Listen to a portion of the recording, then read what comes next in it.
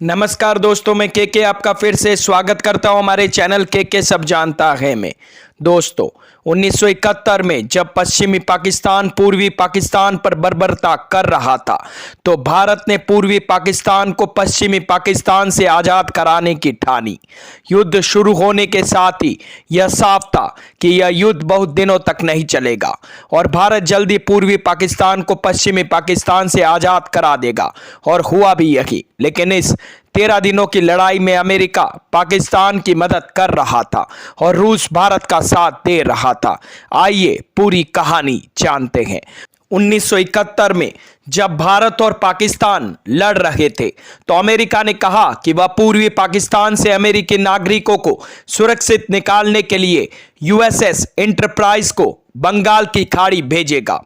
हालांकि सच तो यह था कि अमेरिका ने यह कहने से एक दिन पहले ही ढाका में हर एक अमेरिकी नागरिक को निकाल लिया था। माने अमेरिकी युद्धपोत भारत को धमकाने और डराने के लिए भेजे जा रहे थे।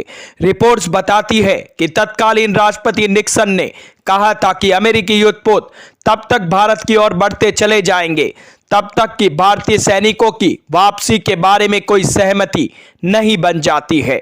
एक रिपोर्ट के अनुसार भारत के नौसैनिक बेड़े की तुलना में अमेरिका बेड़ा बहुत बड़ा था। रिपोर्ट्स बताती है कि भारत के एकमात्र विमान वाहक आईएनएस विक्रांत की तुलना में एंटरप्राइज का बेड़ा कम से कम 5 गुना बड़ा था। परमाणु ऊर्जा से संचालित यह एंटरप्राइज बिना दोबारा फ्यूल भरे पूरी दुनिया का चक्कर लगा सकता था। हालांकि अमेरिकी बेड़े पहुंचने से पहले ही सोवियत संघ का एक विध्वंसक और माइन स्वीपर मलक्का की खाड़ी से इस इलाके में पहुंच चुका था।